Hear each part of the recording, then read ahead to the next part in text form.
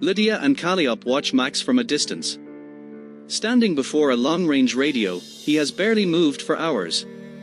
His face is an impenetrable mask, his voice a coded whisper lost in the static.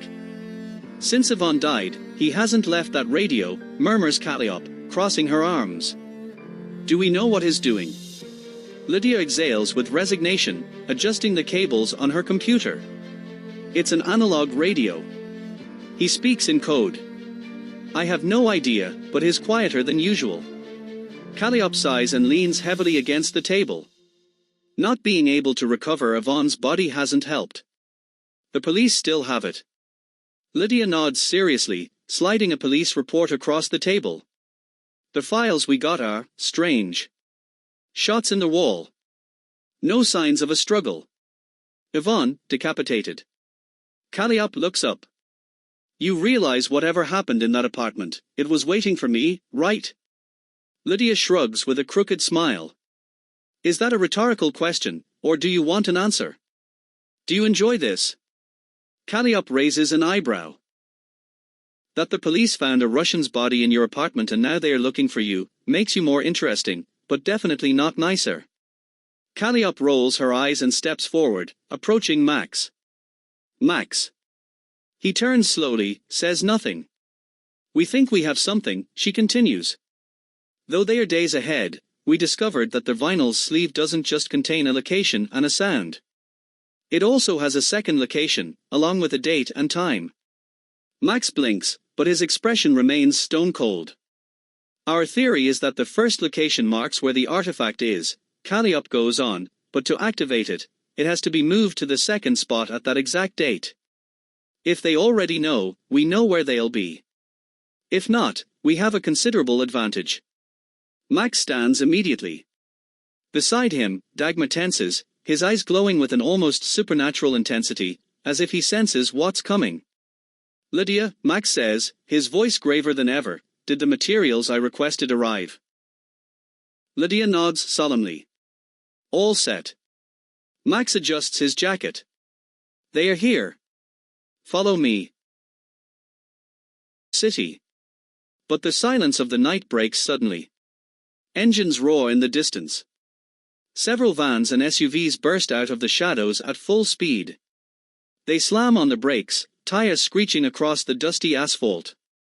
Massive men climb out, geared up for war, tactical vests, heavy rifles, eyes void of fear.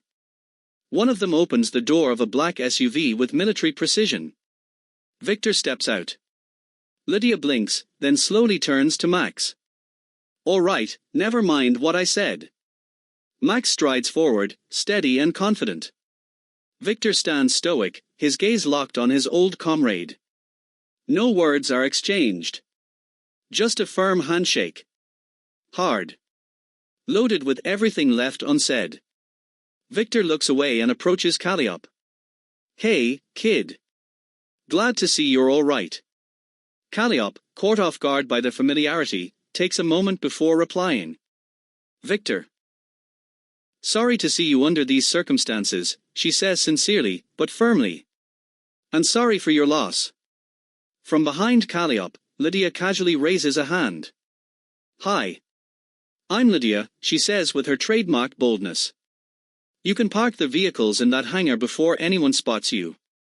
Viktor snaps his fingers and mutters orders in Russian. Immediately, his men begin maneuvering the vehicles with near-choreographed precision. Two of them, taller and more imposing than the rest, stick close to their leader. Lidia continues, keeping her edge but with a newfound respect in her voice. We've been digging through the network for any trace of the group that killed your friend, but so far, nothing. No records, no digital footprints, no whispers on the darknet. It's like they don't exist. Viktor lets out a low, humorless laugh. Kid, some things never change. War never changes, he says deeply, surveying the compound around them. And the answers come only in gold or blood. That's something that won't change either. For the first time in a long while, Lidia swallows hard. Viktor glances at her from the corner of his eye, his voice cold as ice. And one more thing that never changes, if you kill one of ours, you will never escape our vengeance. A heavy silence falls over the group. Lidia narrows her eyes and looks at Max, who hasn't said a word. Damn, Max, now this is getting serious. The air is thick, not just from the cluster of servers and monitors lighting up the darkness, but from the tension hanging in the room. After a few minutes, a figure steps out of the shadows of the bunker. Tall, lean, tattooed to the bone, with piercings on his eyebrow and tongue. His eyes, half-lidded, seem torn between this reality and some other plane of existence. His dark hair, a little long and messy, gives the impression he just woke up from a 3-day nap. Smoking something, he walks with absolute calm. Dante, dragging his words, Lidia, I heard you wanted to talk to me. Lidia, arms crossed, turns her head slightly toward him with a half-smile. Lidia, these gentlemen are visiting the city. I need you to show them around, act as our liaison. Dante eyes Viktor's men for a moment as he exhales smoke. His gaze narrows even more. Slowly, he turns back to Lidia. Dante, go to hell, Lidia. He spins around and starts walking away without a hint of urgency. Lidia sighs, she expected this. Lidia, casually, I'll forgive you a quarter of your debt. Dante stops dead in his tracks. Silence. Dante, without turning, their whole debt. Lidia, stop dreaming. Half. And I'll throw in my collector's edition of the Deadpool comic. Without hesitation, Dante spins back around and stares at her.